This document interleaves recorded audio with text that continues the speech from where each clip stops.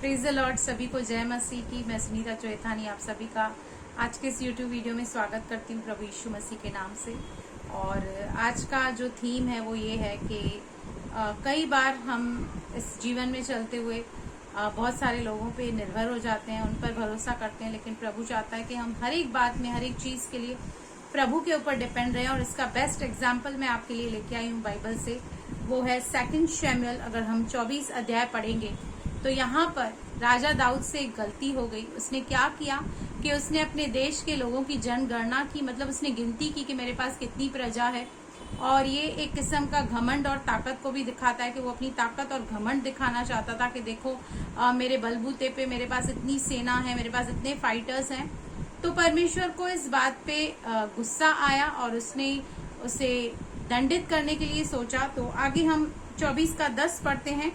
प्रजा की गणना करने के बाद दाऊद का मन व्याकुल हुआ, अतः दाऊद ने यहोवा से कहा, यह काम जो मैंने किया वह महापाप है। तो अब हे यहोवा, अपने दास का अधर्म दूर कर, क्योंकि मुझसे बड़ी मूर्खता हुई है। आपको पता है दाऊद राजा ने बहुत सारी गलती की, लेकिन वो इतना संवेदनशील था, इतना सेंसिटिव था। जब भी वो गलती करता था वो तुरंत अपनी गलती को मान लेता था और परमेश्वर की शरण में चला जाता था। सवेरे जब दाऊद उठा तब यहोवा का यह वचन गाद नामक नबी के पास, जो दाऊद का दर्शी था, पहुंचा। जाकर दाऊद से कहे, यहोवा यूं कहता है कि मैं तुझको 3 विपत्तियां दिखाता हूँ, उनमें से एक को चुन ले कि मैं उसे तुझ पर डालूं। अब पुराने समय में आपको पता है परमेश्वर को कोई भी अपनी बात करनी होती थी, कोई भी अपना मैसेज या संदेश देना होता था तो वो अपने दास या नबियों के जरिए देता था। और यहाँ पर दाऊद राजा के पास एक गाद नामक दर्शी था और वो उसके पास एक मैसेज लेके आया कि देख, गलती तो तुझसे हो गई है, अब परमेश्वर तुझे ऑप्शन दे रहा है, 3 विपत्तियां दिखा रहा है कि इन 3 विपत्तियों में से एक को तू चुन अपने लिए। वो 3 विपत्तियां क्या हैं हम पढ़ेंगे। अतः गाद ने दाऊद के पास जाकर इसका समाचार दिया और उससे पूछा, क्या तेरे देश में 7 वर्ष तक अकाल पड़े? पहली पनिशमेंट जो परमेश्वर उसको दे रहा है कि जिस तीनों में से उसको चुनना था, वो पहली ये थी कि तेरे देश में 7 साल तक अकाल पड़े, या 3 महीने तक तेरे शत्रु तेरा पीछा करते रहे और तू उससे भागते रहे, या तेरे देश में 3 दिन तक मरी फैली रहे। अब सोच विचार कर कि मैं अपने भेजने वाले को क्या उत्तर दूं।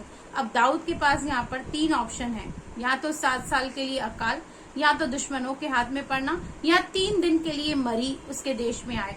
तब दाऊद राजा ने क्या चुना? दाऊद ने गाद से कहा, मैं बड़े संकट में हूँ, हम यहोवा के हाथ में पड़े, क्योंकि उसकी दया बड़ी है, परंतु मनुष्य के हाथ में न पड़ूंगा।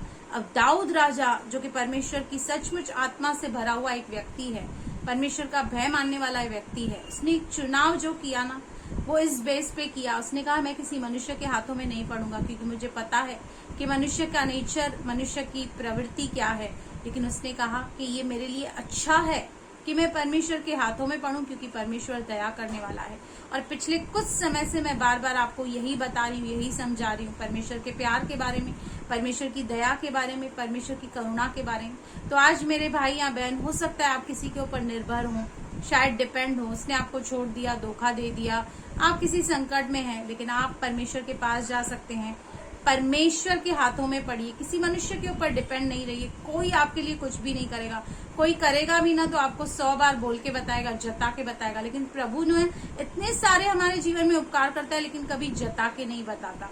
इसलिए जो आज का थीम है वो यही है कि मनुष्य पर भरोसा रखने से अच्छा है हम यहोवा के हाथ में पड़े, परमेश्वर के हाथ में पड़े, जो कि भला है, जो कि दया और करुणा करने वाला परमेश्वर है। तो प्रभु इस वचन के जरिए आपको ब्लेस करें। मेरे चैनल को लाइक करें, सब्सक्राइब करें, बेल आइकन के बटन को क्लिक करें। God bless you. प्रभु आपको आशीष करे, आपकी फैमिली को ब्लेस करे। आमेन, आमेन।